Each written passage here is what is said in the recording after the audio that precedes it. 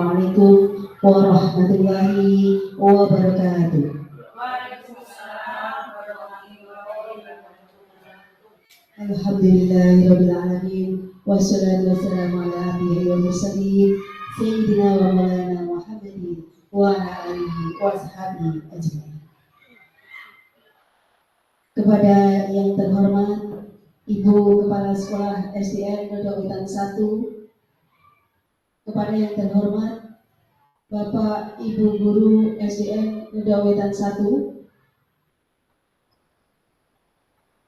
dan yang kami hormati Ibu Nurul Hidayati SSI SPD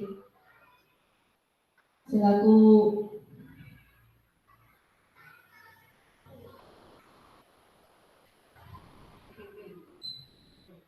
CGB dari SD Negeri Ledok Wetan 1.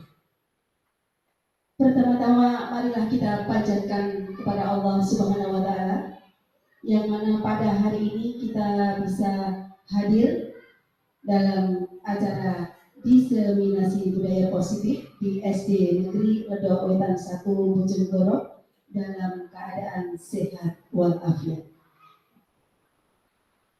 Kedua kalinya sholawat beserta salam tetap tercurahkan kepada junjungan kita Nabi besar Muhammad SAW.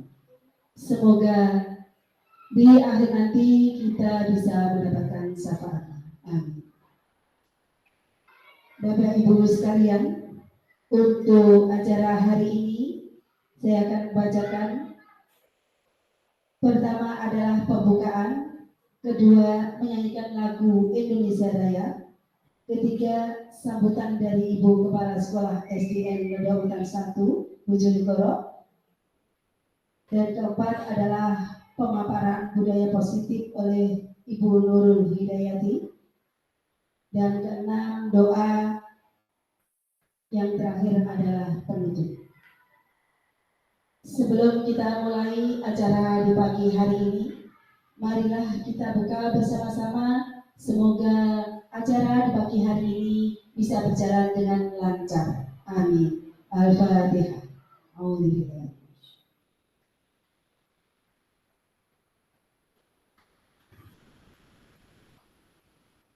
Terima kasih. Untuk acara kedua, menyanyikan lagu Indonesia Raya, kepada Ibu Dian disilakan. Hadirin dimohon berdiri.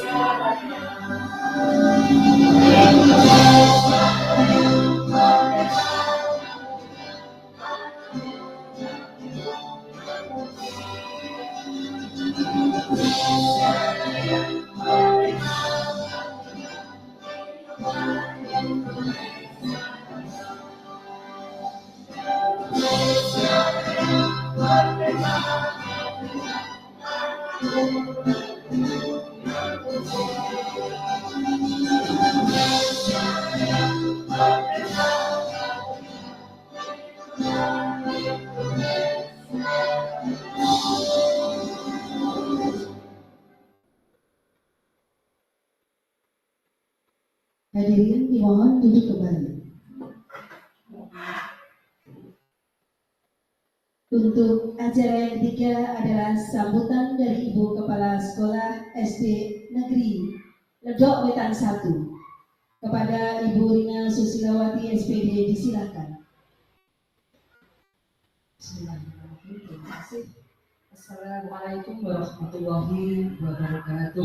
Waalaikumsalam. Yang terhormat Bapak Suwoto,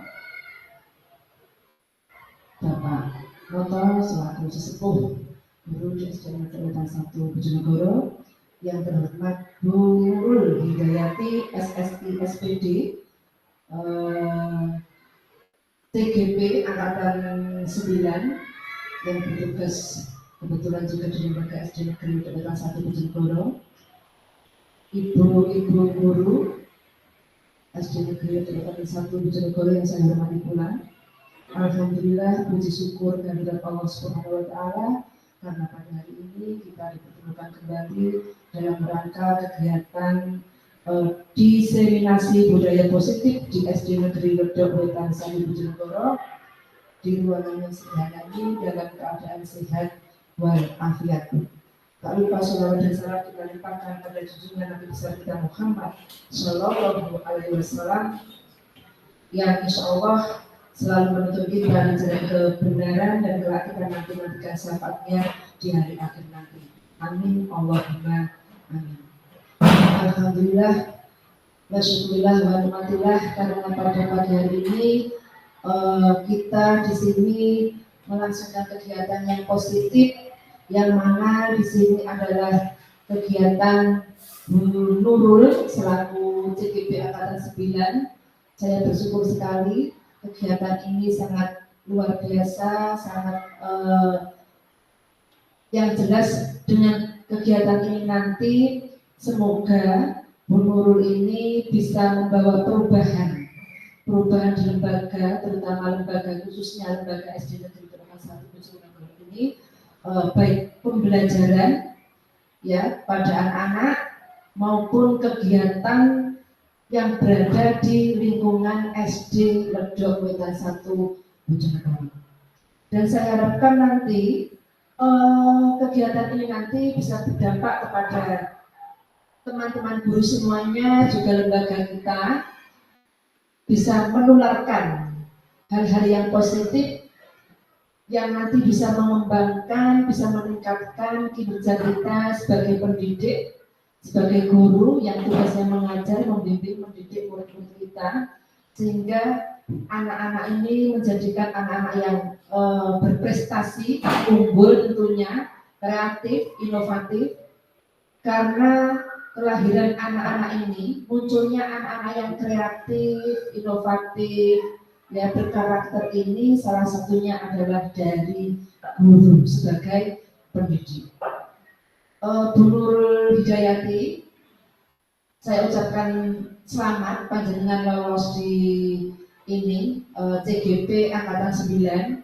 Semoga kedepannya panjenengan dilancarkan, dimudahkan dalam menyelesaikan segala tugas-tugas, kemudian bisa lolos menjadi guru penggerak yang akan membawa perubahan baik perubahan individu panjenengan sebagai pengajar, kemudian sebagai guru, perubahan di lembaga kita, lembaga SD Negeri Ledok Wetan 1 Bojonegoro, menuju lembaga yang luar biasa, unggul, berprestasi, ya, yang nantinya saya harapkan bisa meluruskan anak-anak dengan prestasi yang luar biasa.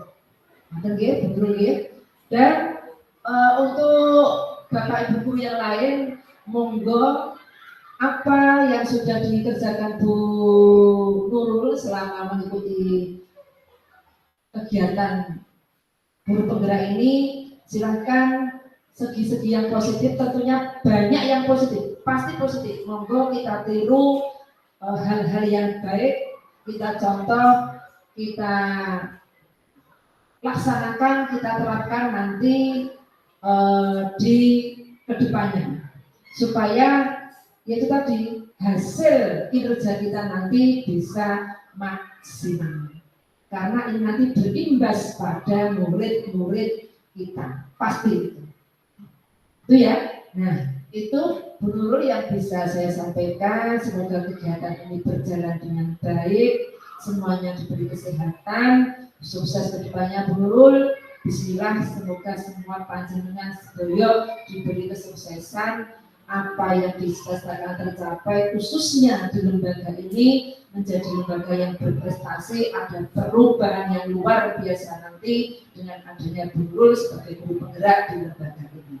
Demikian Bapak Ibu yang bisa saya sampaikan. Bu Nurul, monggo bisa ditindaklanjuti nanti kegiatan ini. Saya akhiri, kurang lebihnya mohon maaf. Wabillahi taufiq wal hidayah. Wassalamualaikum warahmatullahi wabarakatuh.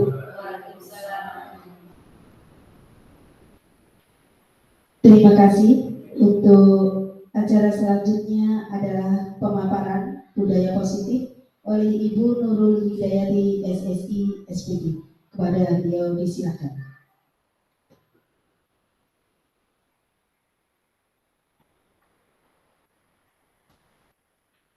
Assalamualaikum warahmatullahi wabarakatuh. Sebelumnya yang saya hormati Bu Dina selaku Kepala Sekolah SDN Dodo Wetan 1 Bojonegoro, yang saya hormati Bapak dan Ibu guru dari kelas 1 sampai dengan kelas 6, guru mapel PAI, guru mapel PJOK yang tentunya semua saya hormati. Di sini saya hari ini akan memaparkan hasil belajar saya Bapak Ibu, hasil belajar saya selama saya mengikuti pendidikan guru penggerak seperti itu. Nah untuk hari ini biar kita agak itu ya mencairkan suasana ya Bapak Ibu, kok sepertinya kok sepaneng gitu ya. Sedikit explaining aja. Oke. Misalnya kalau saya bilang dor gitu ya, berarti jenengan ya nggak kena gitu ya. Misalnya saya dor kemudian dor Bu Dima gitu. Kalau saya bilang dor gitu ya. Terus kalau saya bilang boom, semua bilang duar gitu ya. Oke ya, siap ya Bapak Ibu ya. Siap? Der. Der. Der.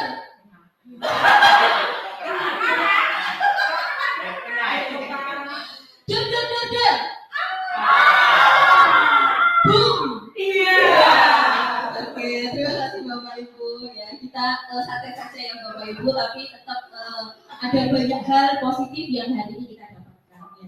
Insya Allah saya juga belajar ya Bapak Ibu, bukan berarti saya yang membicarakan hari ini saya yang sudah yang terbaik, tidak. Saya juga masih dalam proses belajar, kita sama-sama proses belajar, tentunya yang kita utamakan adalah siswa seperti itu ya Bapak Ibu. Nah seperti judul yang sudah terpampang di depan itu ada diseminasi budaya positif di SD Negeri Dodo Wetan 1 Bojonegoro. Next. Oke, untuk materi budaya positif itu dibagi menjadi 8. Ada 8 materi Bapak Ibu. Yang pertama adalah paradigma belajar, kemudian ada disiplin positif, yang ketiga ada nilai-nilai kebajikan, kemudian ada kebutuhan dasar manusia, ada motivasi perilaku manusia, posisi kontrol guru, keyakinan kelas, dan segitiga restitusi. Insya Allah ini materi yang sangat menarik Bapak Ibu ya. Nanti monggo jenengan perhatikan, dan nanti misalnya di tengah-tengah saya menjelaskan, misalnya ada pertanyaan monggo bisa langsung ditanyakan di tengah-tengah saya memaparkan budaya positif ini. Next. Nah, untuk yang pertama adalah pembelajaran dengan paradigma baru. Nah, di sini pembelajaran dengan paradigma baru itu adalah pembelajaran yang dirancang berdasarkan kebutuhan murid, menggunakan prinsip diferensiasi pembelajaran sehingga mewujudkan karakter profil pelajar Pancasila. Jadi Bapak Ibu, seperti yang kita ketahui bersama ya, bahwa saat ini kita ini sedang transisi dari kurikulum K13 menuju ke kurikulum merdeka. Nah, bedanya apa? Ya ini adalah kalau dulu kita ini pembelajaran menggunakan kurikulum K13 itu kan kita diberikan banyak materi ya, materi sekian runtut, dan mau nggak mau selesai nggak selesai ya kita harus menyelesaikan semua materi itu, dan siswa yang dituntut untuk bisa memahami itu, buktinya ada KKM dan seterusnya. Nah, kenapa sekarang itu bergeser? Jadi Kemendikbud kemudian juga praktisi pendidikan yang lain itu sudah sadar Bapak Ibu bahwa tidak bisa siswa pada zaman saat ini tuh tidak bisa dijejeli begitu banyak materi yang seperti itu. Maka dirancanglah yang namanya kurikulum merdeka. Merdeka di sini adalah yakni memerdekakan murid. Jadi kita ini mengajar itu berbasisnya adalah berpusat pada siswa, sesuai dengan kebutuhan siswa.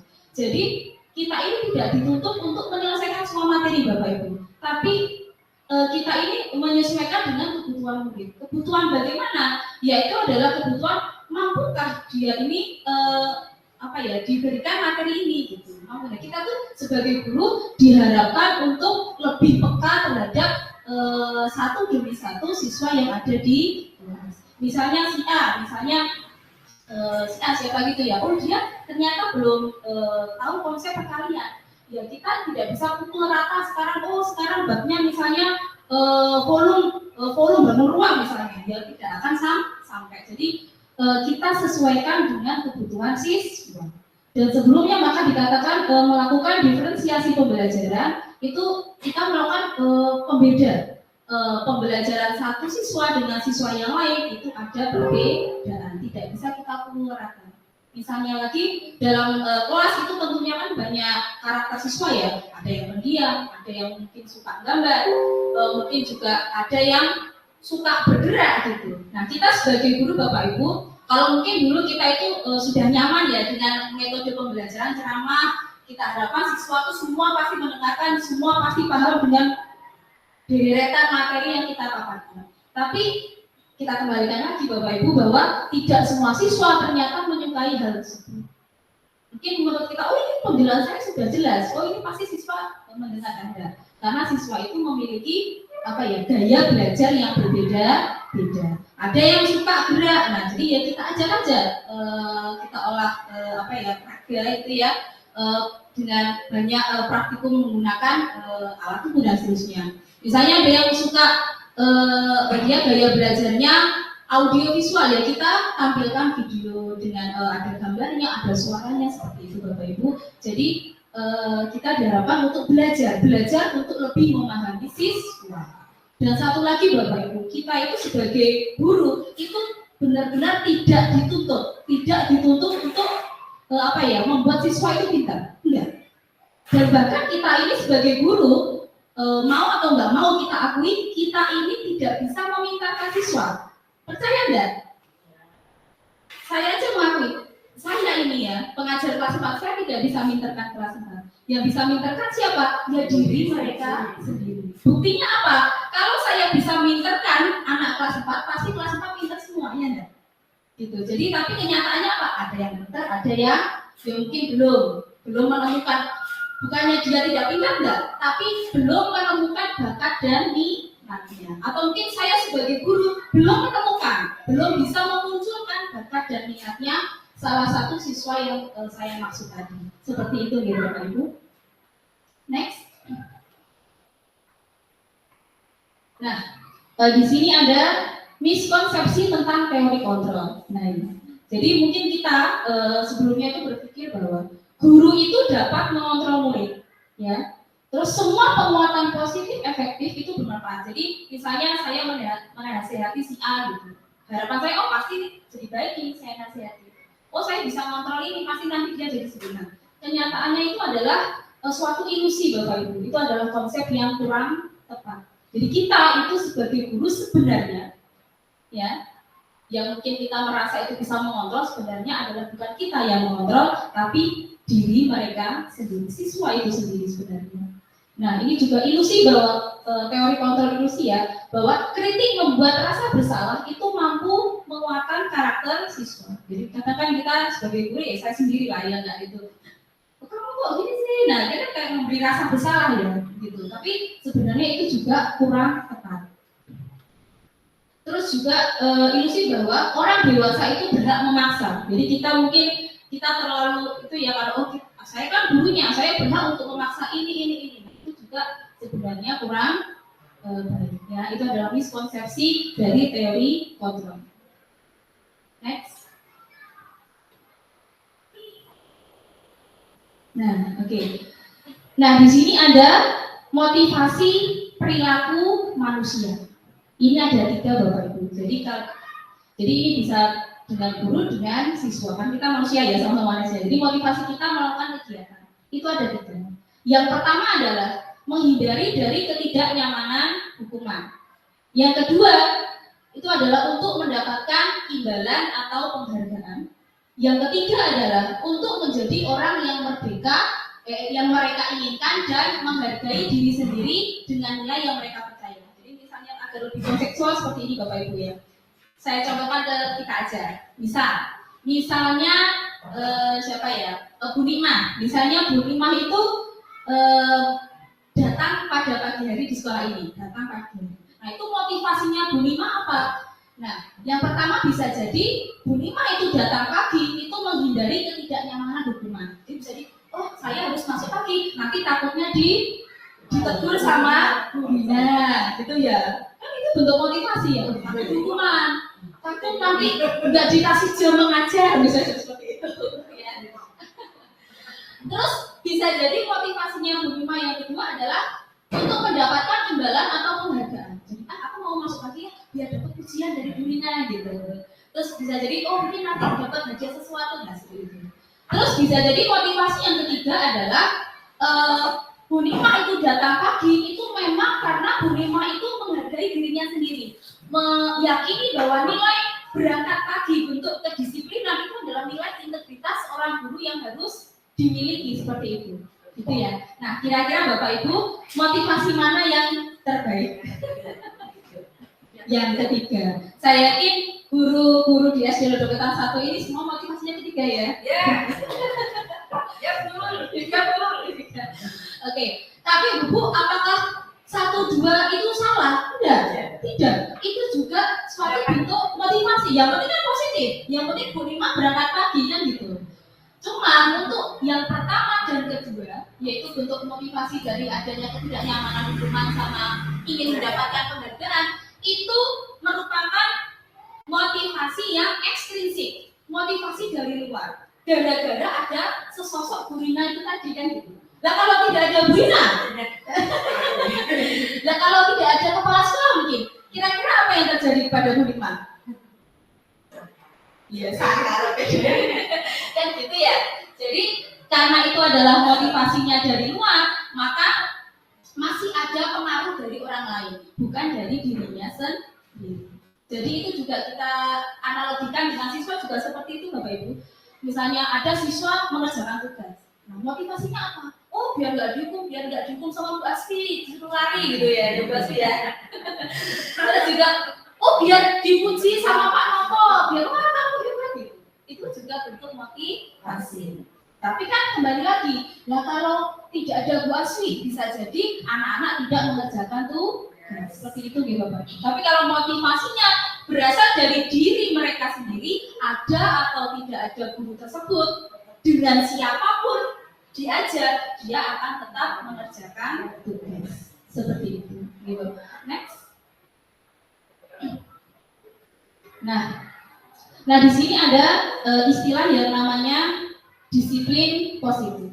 Nah, disiplin positif ini adalah disiplin yang mengacu pada disiplin diri yang memiliki tanggung jawab terhadap apa yang dilakukan berdasarkan nilai yang diyakini. Nah, seperti yang saya contohkan tadi bahwa, nah, misalnya Bu Nima, ya nilai yang diyakini apa? Punya nilai integritas, disiplin ya berarti Bu Nima sudah menerapkan disiplin positif pada dirinya sendiri tanpa mengharapkan imbalan dan juga tanpa ada rasa ketakutan untuk hukuman tadi. Seperti itu nih.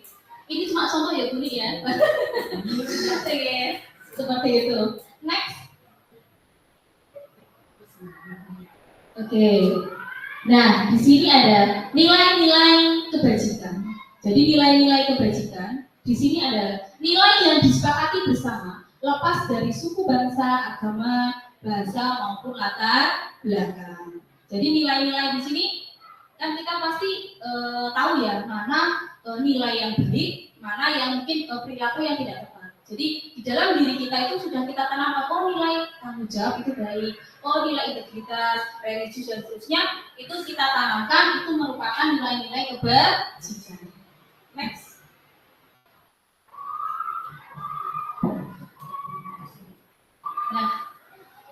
Nah, mungkin sampai di sini ada pertanyaan Bapak Ibu?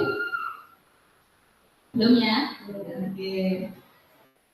Nah, di sini ada kebutuhan dasar manusia. Nah, yang pertama ada berapa Bapak Ibu kebutuhan dasarnya? 4 atau 5? Ada 5. Ya, yang pertama adalah bertahan hidup ya kemudian ya. Bertahan hidup, kemudian ada kasih sayang dan rasa diterima, ada kebebasan, kesenangan, dan penguasaan. Nah, kenapa kok tiba-tiba kebutuhan dasar ini apa hubungannya dengan materi sebelumnya? Jadi Bapak Ibu, pasti kan kita selama mengajar itu kan pasti banyak permasalahannya yang ada pada siswa Yesus. Itu adalah makanan sehari-hari. Nah, kita ini sebagai pendidik itu diharapkan juga memahami apa sih kebutuhan dasar dari manusia. Siswa kan juga manusia ya, walaupun di anak-anak itu malah semakin banyak kebutuhannya kan gitu. Nah, yang pertama adalah bertahan hidup. Nah, bertahan hidup itu semuanya apa?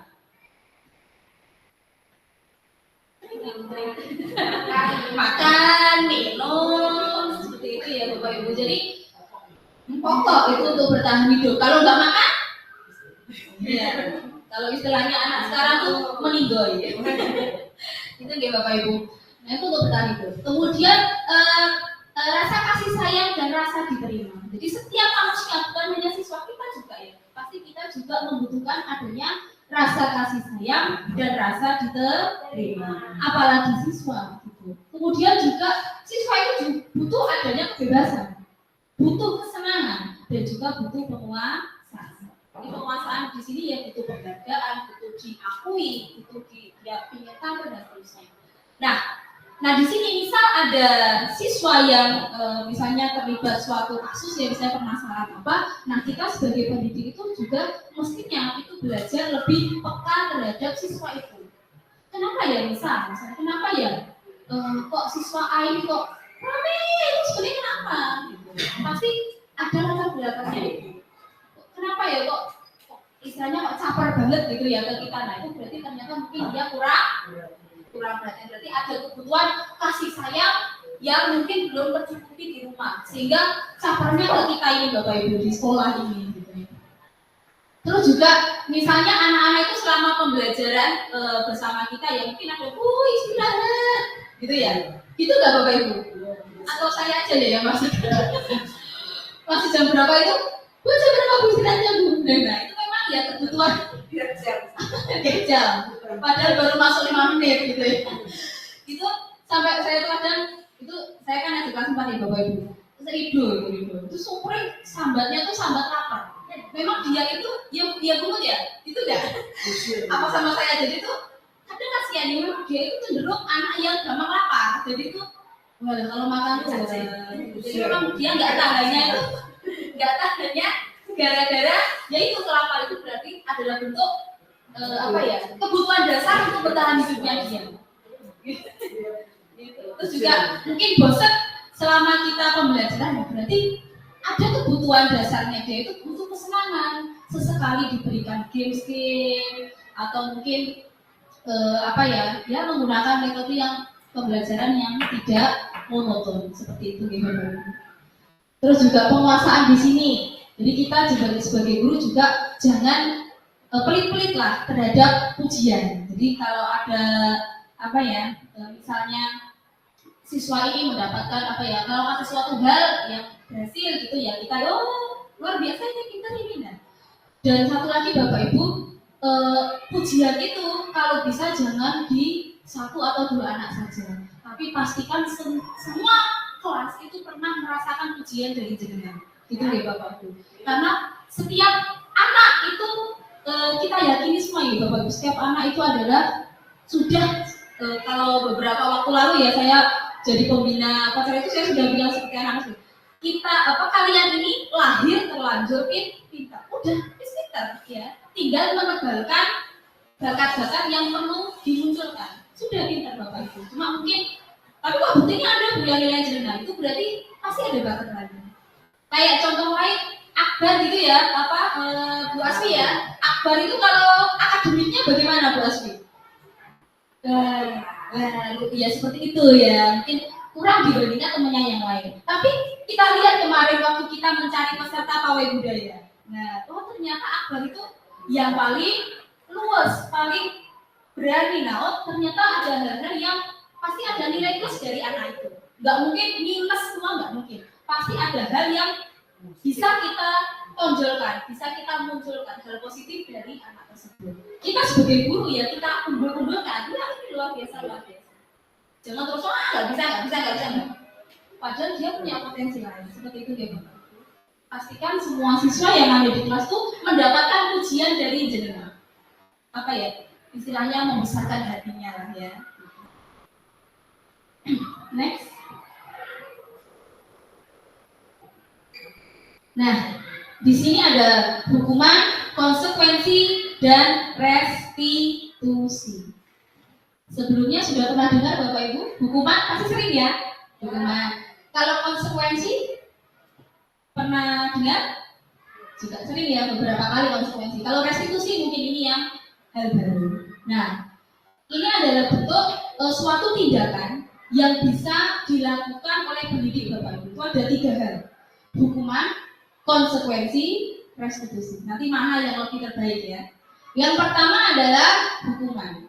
Nah, hukuman itu bagaimana? Hukuman itu adalah sesuatu yang tidak terencana. Jadi murid itu tidak tahu apa yang terjadi. Dan murid tidak dilibatkan dan bersifat satu arah, dan hukuman itu bisa berupa fisik maupun psikis.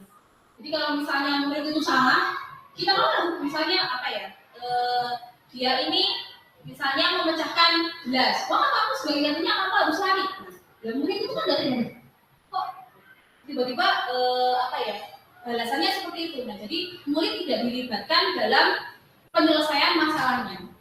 Kita sebagai guru langsung menjudge, ya kamu salah, kamu ini. Nah, itu adalah bentuk hukuman. Kemudian tindakan yang kedua itu adalah konsekuensi. Nah, di sini konsekuensi itu adalah lebih terencana ya Bapak Ibu. Terencana dan disepakati dan dibuat oleh murid dan guru. Jadi mungkin sebelumnya kita punya aturan di kelas maupun di sekolah kita punya aturan. Misalnya, tidak pakai sepatu hitam nanti diapakan. Nah, itu adalah bentuk suatu kesepakatan sebelumnya. Jadi misal melanggar ya berarti dia harus menjalankan konsekuensi. Jadi ada sebab akibat dan murid sudah tahu sebelumnya, ya. Dan hukumannya mereka juga sudah tahu konsekuensinya seperti itu. Dan kita sebagai guru itu yang memonitor, ini melanggar berarti konsekuensinya ini. Murid juga sudah tahu, berarti saya nanti bakalan melakukan ini kalau saya melanggar. Itu adalah konsekuensi. Antara hukuman dan konsekuensi, ada pertanyaan Bapak Ibu? Belum ya. Terus yang ketiga adalah restitusi. Nah, restitusi itu apa? Itu adalah proses menciptakan kondisi bagi murid untuk memperbaiki kesalahan mereka sehingga mereka bisa kembali pada kelompok mereka dengan karakter baik. Jadi Bapak Ibu, untuk restitusi ini kita sebagai guru itu tidak langsung menjudge, menghukum, kemudian juga ada sebab akibat, tapi kita itu membantu siswa untuk menyelesaikan masalahnya. Yang menyelesaikan siapa? Siswa itu sendiri. Kita kembalikan lagi ke siswa itu. Ya, kita kembali lagi, kita pendidik itu tugasnya hanya menuntun aja. Tidak usah menuntut siswa ini.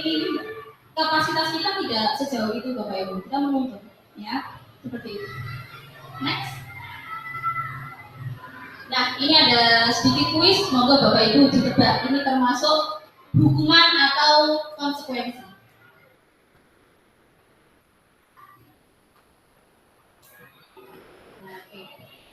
Oke ya. Mencatat 100 kali di dalam buku dengan kalimat saya tidak akan terlambat lagi karena terlambat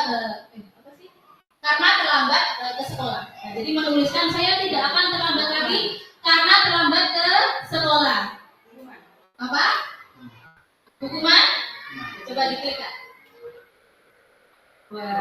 Jawabannya adalah sanksi atau konsekuensi. Next. Lari mengelilingi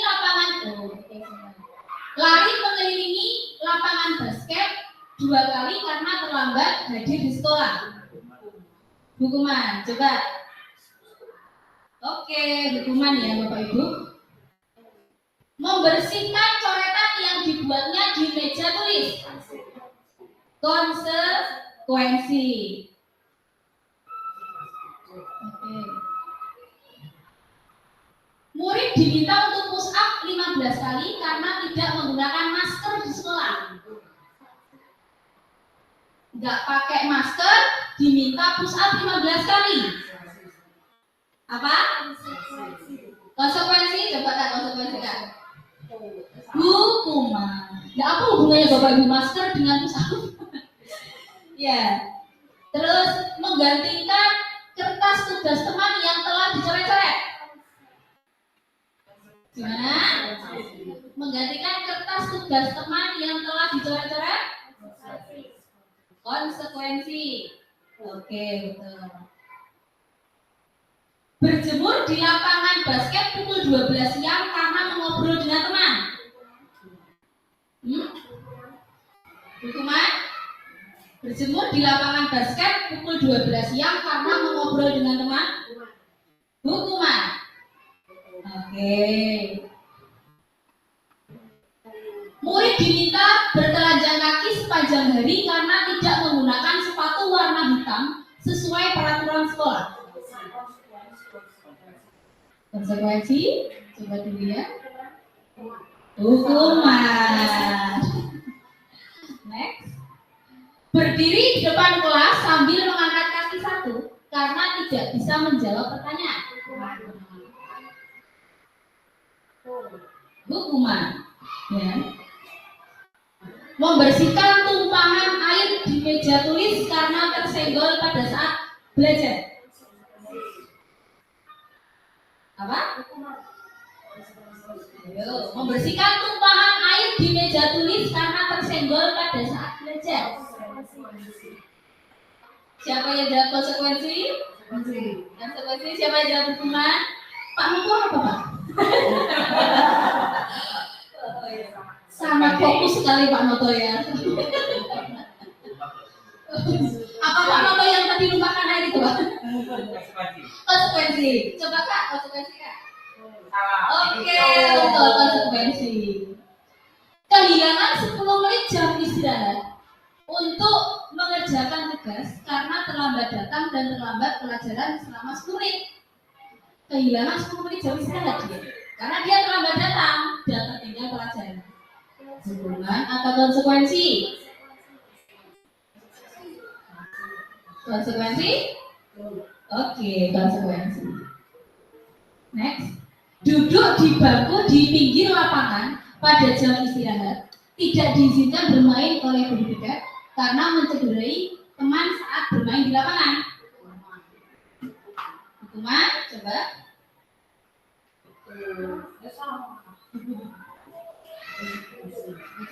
Terlambat hadir di pembelajaran dari 15 menit dan diminta untuk tinggal 15 menit sesudah kelas usai untuk membahas ketertinggalan pelajaran. Apa?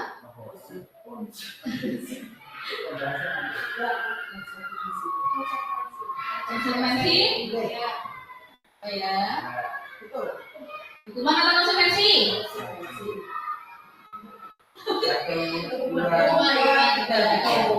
Konsekuensi. Lari mengelilingi lapangan basket 2 kali karena terlambat 10 menit untuk pelajaran PJOK. Pelajaran PJOK.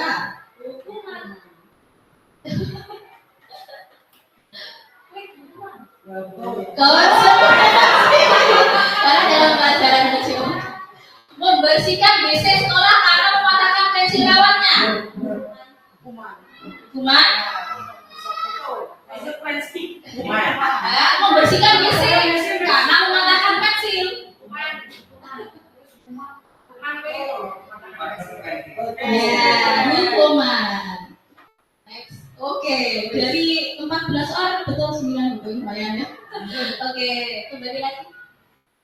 Itu ya Bapak Ibu, itu adalah perbedaan hukuman dan konsekuensi. Jadi hukuman itu kita ini memberikan ganjaran dari perbuatannya itu langsung, secara langsung dan tidak ada apa ya, dialog antara siswa, kita langsung memutuskan balasan dari apa yang dia lakukan. Tapi kalau konsekuensi masih ada apa ya, sebab akibat. Misalnya tadi apa ya, mencoret-coret tugas teman, merobek teman sebagai gantinya untuk mengganti dan seterusnya. Berarti ada sebab akibat, melakukan ini akibatnya seperti ini. Itu adalah suatu konsekuensi. Next. Oke.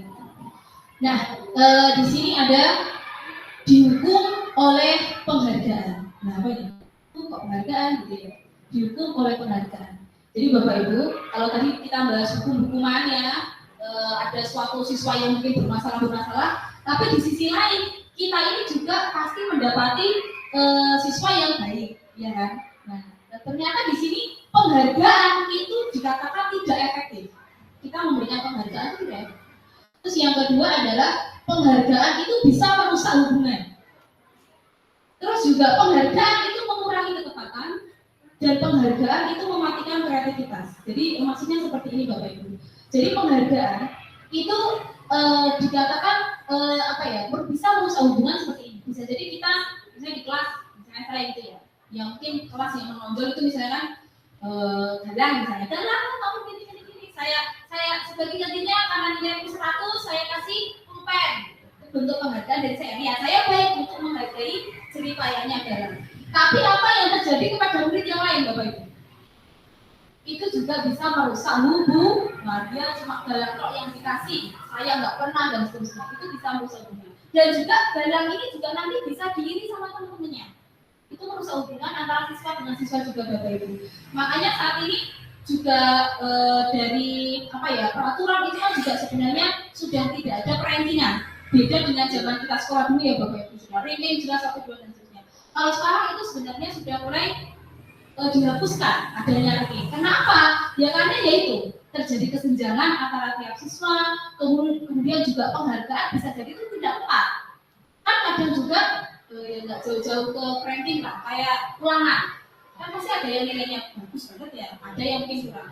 Apakah jenengan itu percaya kalau yang dapat terbaik itu yang memang hasil dari dianya sendiri? Ya, kan enggak.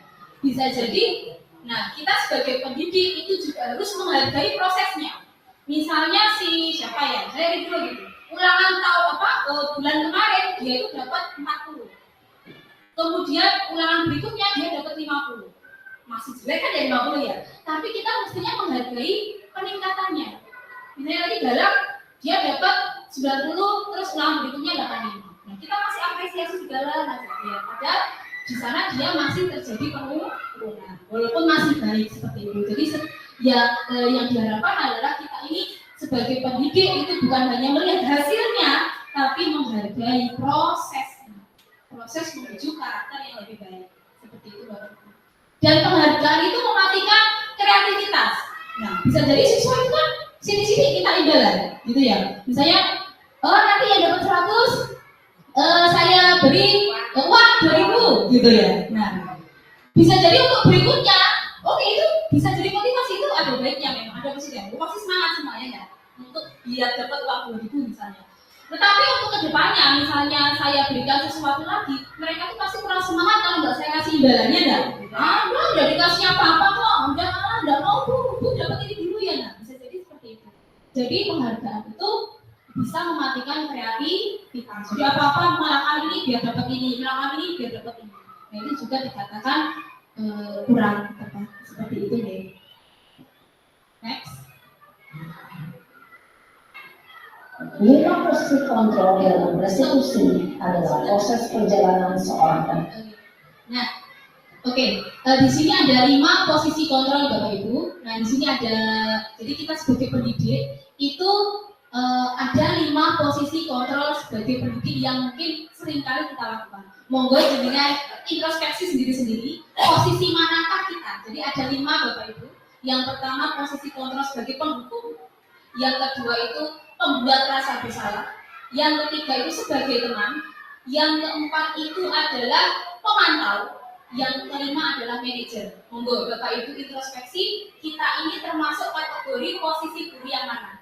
Ini ada video ya Bapak Ibu, monggo Kak di play videonya. Mendidik agar dapat mengenali dirinya.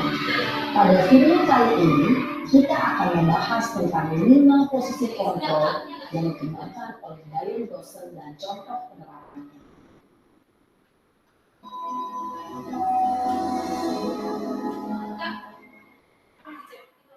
5 posisi kontrol itu adalah 1. Posisi penghukum, 2. Posisi pembuat rasa bersalah, 3. Posisi teman, 4. Posisi pemantau atau monitor, dan 5. Posisi manajer.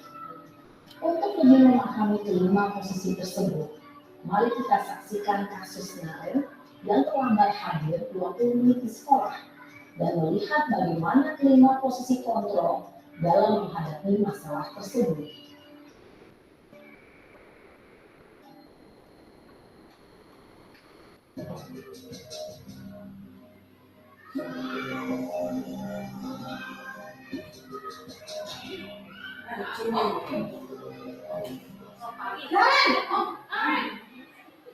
Sini kamu.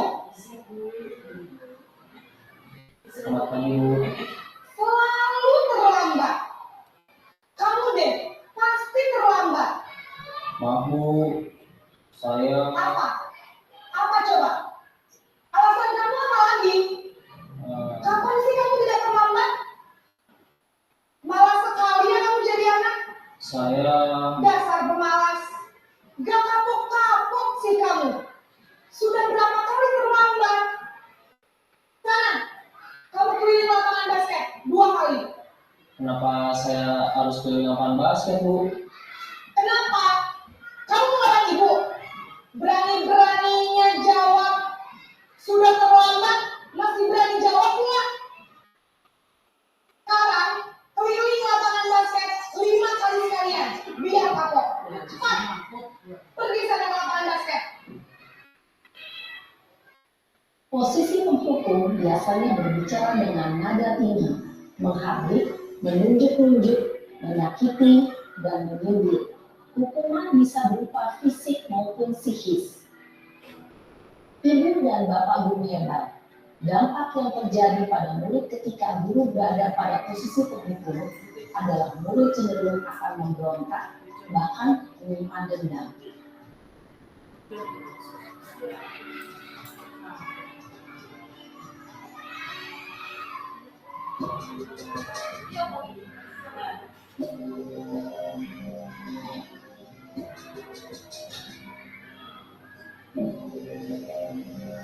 Naren! Selamat pagi Bu. Naren! Kamu kenapa terlambat lagi, nak? Ya Tuhan, Naren. Kamu senang ya bikin ibu susah ya? Kalau kamu terlambat lagi, nanti ibu yang ditegur bapak kepala sekolahnya. Disangka ibu tidak bisa membina kamu. Duh, gimana ini? Maaf Bu, Duh, Gusti Naren. Kamu suka ya kalau ibu ditegur bapak kepala sekolah? Terus, sekarang ibu harus tulis apa yang di buku absen? Ini kamu sudah sering terlambat loh. Ibu harus apa coba? maaf Bu, maaf sekali. Ya sudah, lain kali jangan bikin ibu susah lagi ya nak ya. Ibu tidak akan apa lagi kalau kamu begini terus. Bisa jantungan kalau ibu tegur bapak kepala sekolah. Sana cepat, kelas. Maaf ya Bu, maaf sekali. Posisi pembuat rasa bersalah berbicara dengan nada tenang, cenderung lembut, namun kata-kata yang diutarakan membuat murid merasa menjadi orang yang gagal, memandang buruk dirinya sendiri, merasa tidak berharga, dan tidak sanggup membahagiakan orang lain. Ketika guru mengambil posisi pembuat rasa bersalah, murid akan menganggap dirinya yang bersalah dan ia akan menyimpan emosi negatif tersebut di dalam dirinya.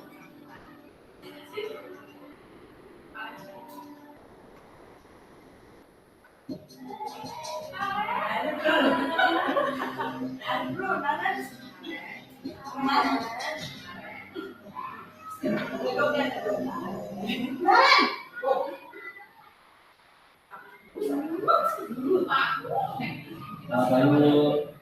Wah, sudah jam berapa ini? Selamat pagi ya saya. Iya Bu, habis ibu saya lupa membangunkan saya Bu. Kamu malah menyalahkan ibu kamu. Kamu bukan menyalahkan orang yang paling kencang. Kok terlambat sih?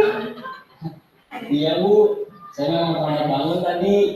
Jadi biarpun saya lari kencang, tetap gak kekejar Bu. Ya sudah sana. Nanti lain kali larinya lebih kencang lagi ya. Biar gak terlambat lagi. Bikin senang ibu. Demi ibu. Bisa kan? Bisa Bu. Ya sudah sana masuk kelas. Ibu beresin urusan absen kamu. Kamu ini ada-ada saja. Dalam posisi teman, guru berbicara dengan nada suara ramah, akrab, cenderung bersenda gurau untuk menjaga suasana tetap santai. Murid akan merasa senang, aman, dan akrab dengan guru. Identitas yang tercipta adalah identitas sukses atau berhasil. Namun, perlu diingat, karena ini masih dorongan eksternal, maka ada faktor ketergantungan dari murid kepada orang tertentu. Di sini guru aksennya, sehingga di lain waktu murid bisa berperilaku baik, namun hanya kepada orang-orang tertentu saja.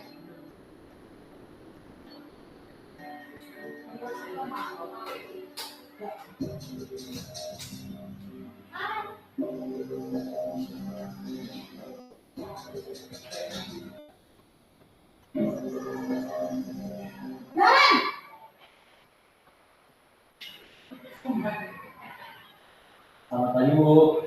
Nah, Ren, apa peraturan sekolah kita tentang jam berapa kita harus masuk sekolah, nak? Kita harus di sekolah jam 7 Bu. Iya, betul. Sekarang sudah jam 7.20. Ren sudah tahu konsekuensinya jika terlambat hadir. Paham Bu, saya harus tinggal kelas pas jam istirahat selama 20 menit. Iya, benar. Konsekuensinya demikian. Jadi nanti jam 9.30 pas istirahat, kamu harus tinggal di kelas, kerjakan tugas tambahan untuk ketertinggalan kamu, ya? Baik Bu. Posisi pemantau mengandalkan penghitungan atau data untuk mengontrol murid. Guru mengarahkan murid berdasarkan peraturan dan konsekuensi. Seorang pemantau menunjukkan bahasa tubuh dan ekspresi wajah yang datar dan cenderung formal.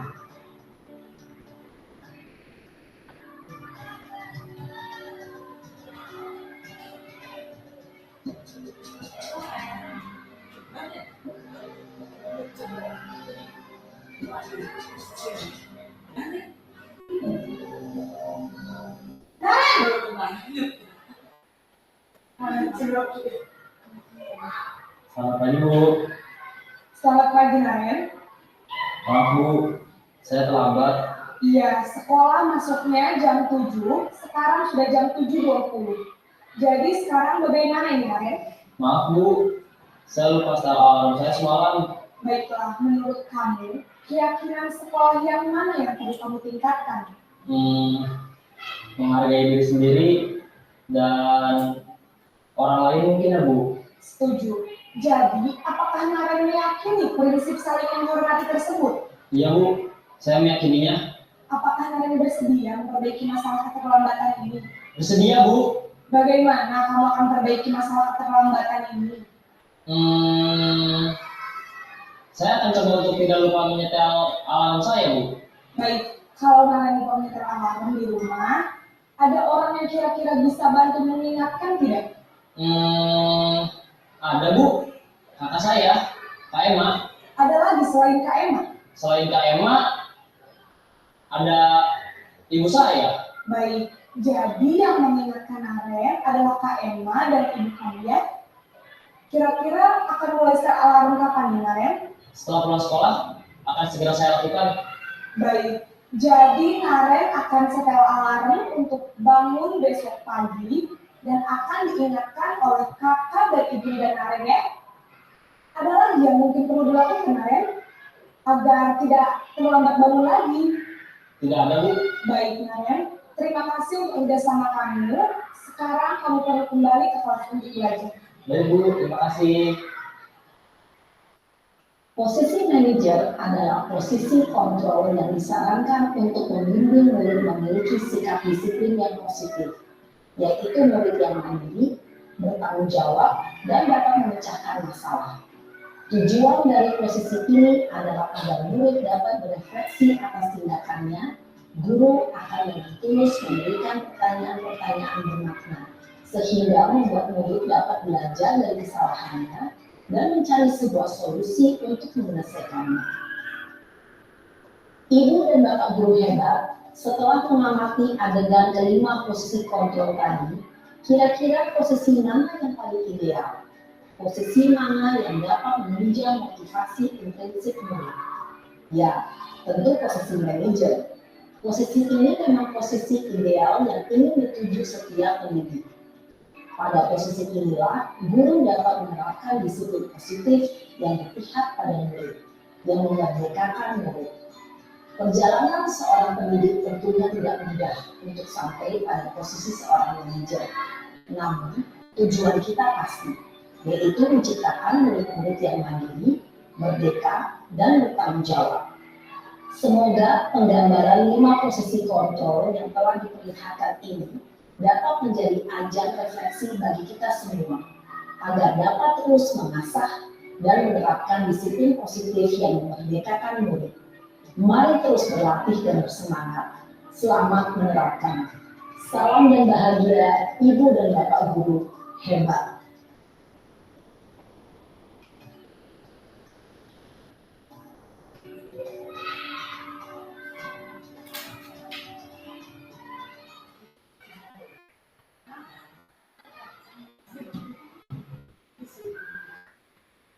Oke Bapak Ibu, bagaimana Bapak Ibu? Dari 5 posisi kontrol tadi ada berapa? Ada 5 ya. Yang pertama pendukung, kemudian pembuat rasa bersalah, terus ada teman, kemudian ada pemantau, dan juga manajer. Nah kira-kira kita di posisi mana ya Bapak Ibu? Terakhir, wah. Alhamdulillah kalau guru-guru SDN Doketan itu sudah posisi manajer semua ya. Jadi mungkin ada yang ditanyakan? Dian atau mungkin Buni? Sejauh saya, bukan hanya materi tadi, mungkin yang sebelum-sebelumnya. Ada yang tanyakan? Belum?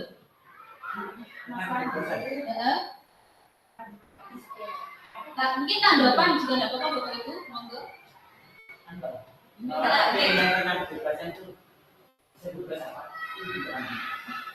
Oke, terima kasih atas pertanyaannya Pak Noto. Jadi kan tadi ada kebutuhan dasar manusia itu kebebasan. Nah, maksudnya itu bagaimana? Jadi kita sebagai pendidikan tentunya ingin memerdekakan siswa, yang membebaskan. Tapi tentunya bebas di sini bukan makna bebas sebebas-bebasnya seperti itu. Kita sebagai pendidik itu juga harus bisa memantau sejauh mana kebebasan tersebut sehingga tidak berdampak untuk siswa. Nah contohnya seperti ini Pak Noto, jadi kita sebagai pendidik itu memberi kebebasan siswa. Kebebasan apa? Yang pertama kebebasan berpendapat, kemudian yang kedua mungkin kebebasan dalam misalnya dia tuh merencanakan ide-ide baru atau mungkin punya pendapat tentang misalnya saya besok mengajar bahasa Jawa. Nah kita enaknya ngapain ya? Jadi kita beri kebebasan mereka untuk mengasah kreativitas mereka seperti itu Pak Noto. Jadi mungkin dari sisi tersebut. Tapi kalau bebas dalam arti bertingkah sebebas-bebasnya ya tentunya juga kita sebagai pendidik ya itu tadi menuntun menuju memerdekakan siswa menuju karakter terbaiknya seperti itu Pak Noto. Terima kasih Pak Noto atas pertanyaannya. Nah, Next. Oh iya, stop dulu. Jadi nanti kan disesuaikan dengan kondisi anak sesuai kemampuan. Sesuai kemampuan. Tadi mengenai pembelajaran, karena disesuaikan dengan kondisi anak tingkat kemampuan. Misalkan yang satu sudah memahami, tapi yang satu belum harap belum. Apakah nanti kita membuat pembelajaran yang berbeda? Oke. Terima kasih Pak Noto, pertanyaan yang sangat luar biasa. Jadi misalnya tadi di awal saya mengatakan bahwa kita ini sebagai pendidik, dari tadi ada paradigma pendidikan baru ya, itu mengatakan bahwa kita ini harus melakukan pembelajaran diferensiasi, kan perbedaan. Jadi misal di sisi A ini dia itu materinya ketinggalan jauh, si B ini udah sampai di tempat yang sesuai gitu. Nah kita ini sebagai pendidik bagaimana? Nah itu adalah tantangan dari kita Bapak Ibu. Jadi kita sebagai pendidik itu ya menyesuaikan kebutuhan dan kondisi siswa. Misalnya si A ini dia itu belum bisa perkalian tadi misalnya. Jadi kita yang tidak bisa kita samakan. Jadi asesmen idealnya ya Bapak Ibu, asesmen atau penilaian atau soal yang kita berikan itu tentunya disesuaikan dengan kemampuan siswa. Ya kayak misalnya saya di kelas 4 ada AIS gitu ya. Kalau saya sama akan memberikan dia itu soal yang sama dengan yang lain, ya percuma dia tidak akan mendapatkan apa juga sih dia. Mau membaca saja sulit kan gitu. Ya dia nggak akan bisa mendapatkan nilai, jangankan nilai 10 kecil ya, 0 ya pasti 0 gitu. Karena tidak sesuai dengan kemampuannya. Ya, terus bagaimana kalau dalam satu kelas itu berbeda-beda? Iya beda-beda Pak. Jadi ya itu tantangan dari kita sebagai pendidik. Ya itu. Dan kurikulum merdeka itu dikatakan kan sudah tidak istilahnya tidak kelas ya, tapi fase. Gitu. Jadi itu Pak, kalau untuk SD kan fase A, fase B, fase C. A itu 1 dan 2, terus B itu 3 dan 4, 5, 6 itu adalah fase C. Jadi misalnya dan tidak ada istilah tidak naik. Jadi kurikulum merdeka itu tidak ada istilah tidak naik. Jadi misalnya ditanya itu, misalnya ada si A ya, itu kurang bisa apa misalnya. Kalau ditanya itu bukan kamu kelas berapa, tapi kamu ada di fase mana. Jadi CP-nya nanti kan disesuaikan dengan fasenya anak itu. Tapi kelas itu berlanjut, ruangan tetap dia berpindah ruang seperti itu. Tapi belum tentu di dalam satu kelas itu si anak itu berada di posisi yang sama. Itu bisa berbeda-beda. Bisa jadi ini sama-sama kelas 4, tapi ternyata itu masih ada di fase A. Itu tidak menutup kemungkinan. Dan kita sebagai guru itu ya makanya kita dituntut untuk kolaborasi yaitu misalnya guru kelas 1 itu sejauh mana sih kemampuannya anak ini?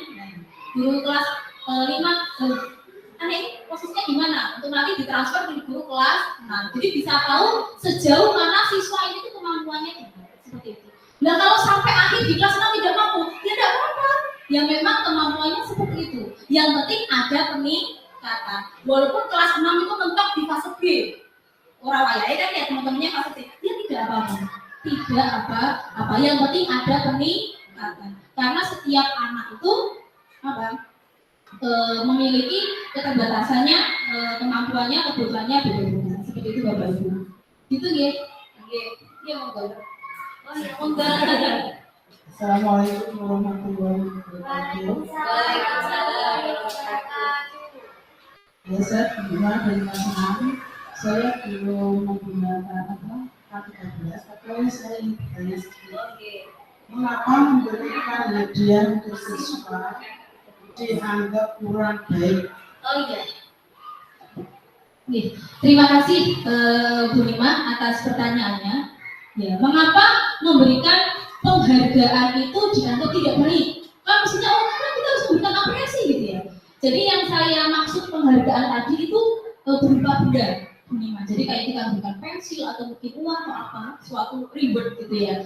Nah, itu kurang kurang dianggap tepat seperti itu. Nah, yang baiknya bagaimana? Kan kita juga perlu apresiasi ya. Yang namanya anak baik dan anak-anak mungkin belum baik gitu ya, kan harus kita kasih pembeda gitu kadang ya, untuk sebagai motivasinya dia juga. Nah, yang bisa kita lakukan adalah memberikan penghargaan atau apresiasi itu berupa kata-kata positif. Wah, kamu luar biasa, itu diperbolehkan Bu, jadi itu boleh. Yang tidak diperbolehkan atau tidak disarankan itu adalah ya berupa benda atau seperti itu. Jadi tetap diperbolehkan, tapi penghargaannya atau apresiasinya itu berupa kata-kata yang positif. Seperti itu ya. Itu yang begini ya. Terima kasih atas pertanyaannya yang luar biasa. Nah, di sini ada keyakinan kelas. Apalagi ya ini ya, keyakinan kelas. Setahu ini kan kita keyakinan ya cuma keyakinan menjadi umat muslim gitu ya. Keyakinan kelas itu apa gitu ya? Apa ini tanda tanya? Next. Nah, jadi keyakinan kelas itu Bapak Ibu, itu guru dan murid membuat suatu kesepakatan bersama, ya. Yakni dia ini berisi dengan kalimat positif yang lebih mudah dipahami dan diterapkan di lingkungan sekolah. Seperti itu. Oke. Nah, jadi ini next. Sebentar, jangan dipilih dulu, Pak. Oke. Nah, jadi begini Bapak Ibu. Jadi keyakinan keras itu apa bedanya dengan peraturan gitu ya? Kalau peraturan itu kan yang buat kan kita, ya enggak? Dilarang buang sampah sembarangan, dilarang rame, dilarang itu berisi biasanya kalimat-kalimat negatif. Nah, kalimat positif itu bagaimana? Nah, ini juga biasanya itu kalau negatif itu jangan rame, jangan lari gitu. Nah, bedakan dengan Bu Dian, kelas 1 yang paling aktif itu siapa Bu?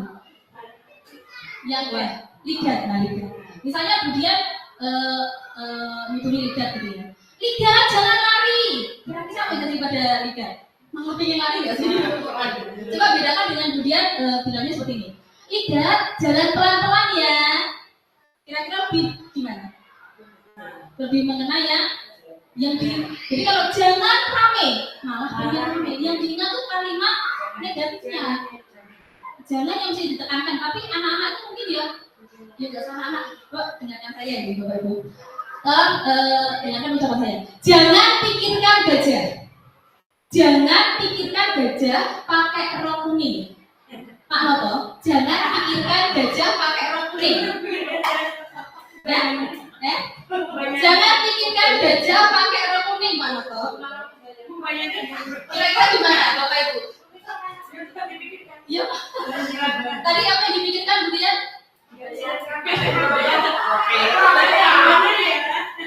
Kira-kira yang diingat kata jangannya atau gajahnya itu tadi? Malah namanya. Padahal perintahnya apa? Jangan dipikirkan. Jadi yang diingat tuh ya kata-kata yang misal apa ya? Bu Ayu, jangan boros.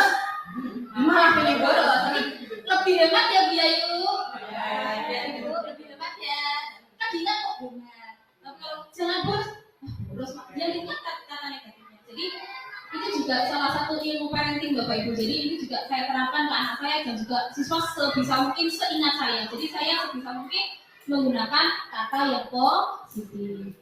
Jangan malas-malas tuh. Saya nggak seperti itu, tapi lebih rajin lagi ya, lebih teliti lagi ya.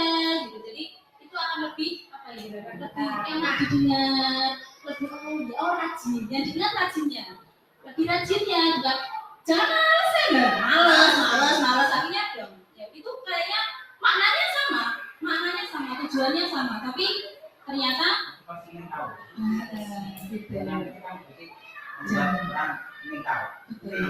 iya, malah semakin dilarang semakin itu baik. Oke. Nah ini salah satu video Bapak Ibu, salah satu penerapan pembuatan keyakinan kelas di kelasnya. Hari ini kita akan membuat kesepakatan kelas. Apa itu? Jadi kan videonya tidak jelas.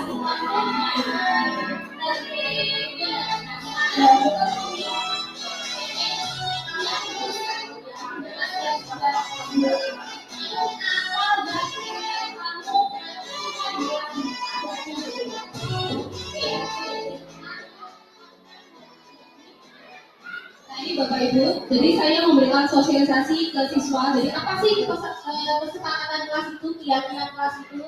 Kemudian saya meminta siswa itu menuliskan dia itu ingin kelas itu seperti apa. Jadi aturan dia itu ingin seperti apa itu dia menuliskannya. Wah, jadi lucu-lucu Bapak Ibu. Jadi Saya tidak ingin diejek nama orang tua. Saya tidak ingin gini. Nah, jadi gitu. Jadi sesuai.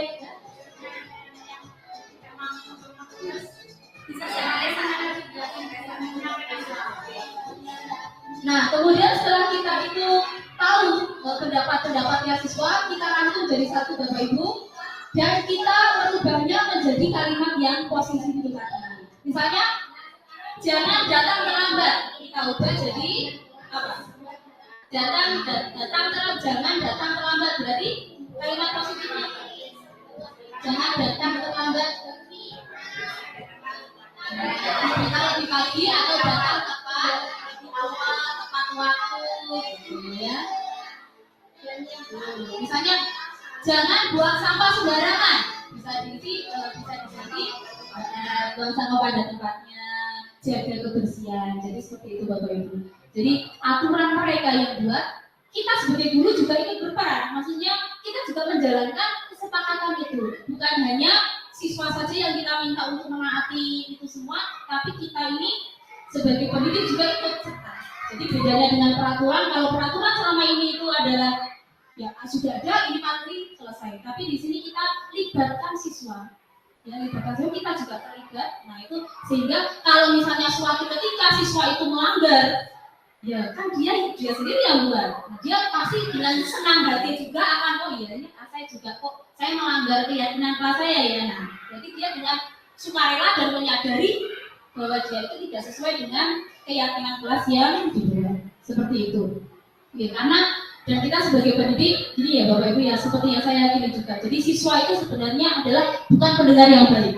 Saya pikir dia itu bukan pendengar yang baik, tapi peniru yang baik. Jadi kalau kita cuma ngomong aja, biasanya malah kurang dilewatkan itu aja. Tapi dia itu melihat, oh ternyata Bu Lima seperti ini ya. Nah, jadi melihat, oh ternyata Bu Lima nyapu gitu. Oh berarti guru saya aja seperti itu. Berarti saya juga lebih dari apa?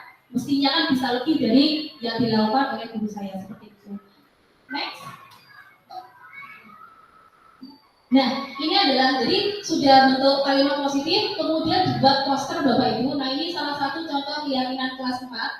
Ini saya buat poster, kemudian saya print, saya tempel di ruang kelas. Itu adalah dari keyakinan kelas yang dibuat oleh mereka sendiri.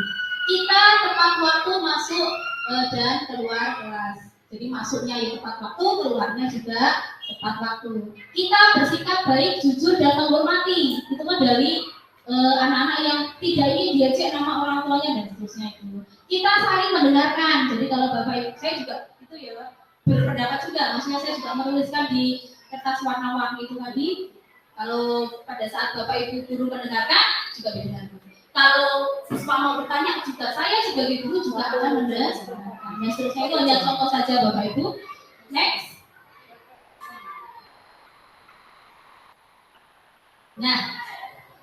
Nah, dari keyakinan yang dibuat tadi, itu ada yang namanya segitiga restitusi. Masih ingat nggak Bapak Ibu? Restitusi di awal tadi apa? Tadi beda.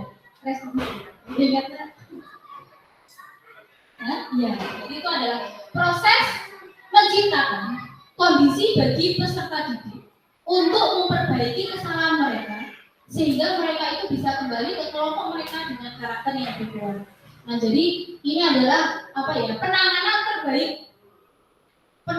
terbaik dari siswa itu kalau terjadi pelanggaran atau masalah seperti itu permasalahan. Kalau ini ada hubungan konsekuensi dan yang terbaik kan disarankan adalah restitusi. Itu bagaimana penyelesaiannya? Next. Nah, ini materi terakhir Bapak Ibu ya, segitiga restitusi. Nah, ini dalam tahapan segitiga restitusi itu ada 3 tahapan. Yang pertama adalah menstabilkan identitas, kemudian validasi tindakan yang salah, yang ketiga adalah menanyakan keyakinan. Jadi maksudnya bagaimana menstabilkan identitas itu? Jadi menstabilkan identitas itu seperti ini Bapak Ibu. Nanti ada contoh videonya yang sudah saya terapkan ya, atau bisa di-play aja biar langsung itu ya prakteknya seperti apa. Next. Nah, ini salah satu contoh penerapan segitiga restitusi ya di kelas 4. Oke.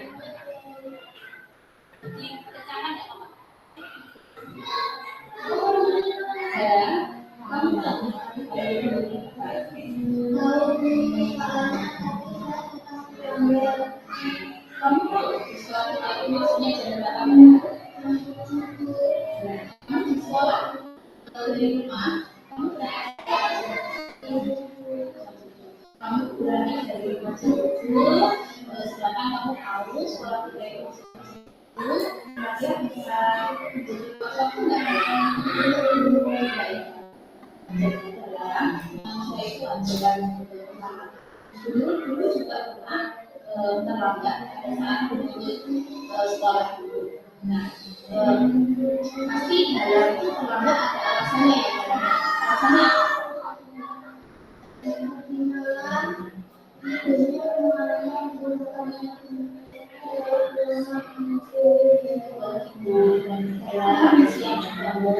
karena malamnya itu terlalu lama main HP itu yang nah kira-kira yang dilakukan orang itu sesuai nggak dengan keyakinan kelas yang sudah kita sepakati?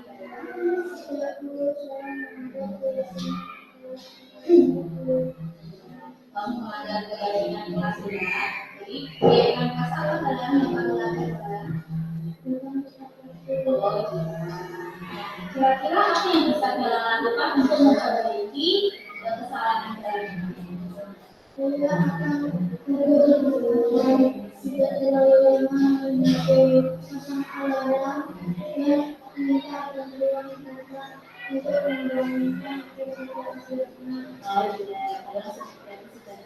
Ini ya dalamnya, jadi kalau sudah berusaha untuk memperbaikinya, saya doakan semoga dalam perjalanan yang berlaku. Itu yang benar ya.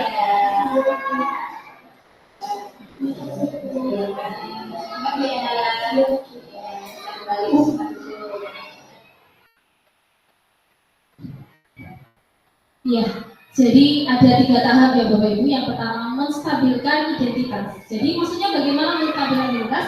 Jadi kita itu istilahnya kayak membesarkan hatinya. Oh enggak apa, ya tujuannya tuh enggak apa. Dulu juga pernah kok dulu terlambat. Enggak apa-apa, itu bukan sesuatu hal yang tidak bisa diperbaiki. Itu hal biasa, enggak apa-apa. Nah, jadi kita duduk dulu. Jangan kayak kesalahan bisa besarkan itu enggak seperti itu. Jadi kita enggak apa-apa dan agar tujuannya itu bisa memancing dia itu untuk tahap berikutnya lebih terbuka. Terus tahapan yang kedua adalah apa tadi Bapak Ibu? Validasi tindakan yang salah. Nah, kamu sudah sadar ya. Nah, alasannya apa melakukan itu? Nah, validasi kalau itu tindakan yang salah memang. Tapi kan bukan berarti tidak bisa diperbaiki. Nah, guru di sini panggil bukan itu ya, bukan gara-gara menyalahkan kamu enggak. Kita mencari solusi bersama. Kemudian tahapan terakhir menanyakan keyakinan yang dibuat.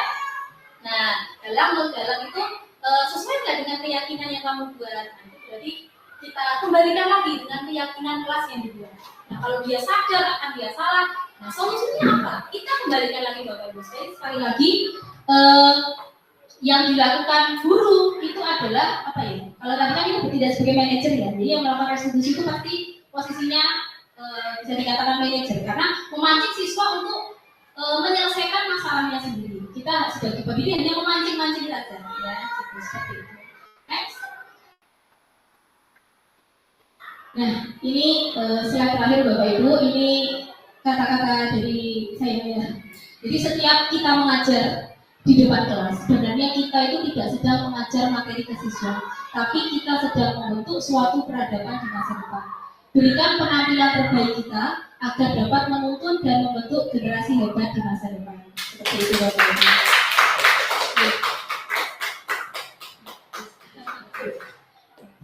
Terima kasih Bapak Ibu.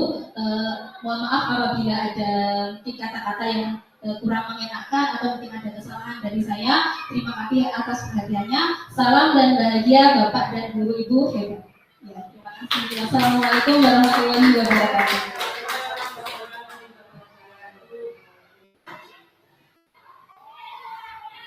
Terima kasih. Untuk acara selanjutnya adalah doa. Sebelum doa, marilah Kita tutup untuk acara pagi hari ini dengan bacaan Alhamdulillah. Bila ada salah kata dan hilaf, saya sebagai pengacara mohon maaf yang sebesar-besarnya. Wassalamualaikum warahmatullahi wabarakatuh. Kepada Bapak Suwoto SE disilakan.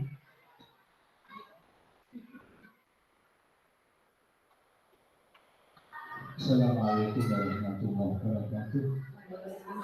Mari kita berdoa sejenak setelah mendengarkan apresiasi motivasi yang diberikan pada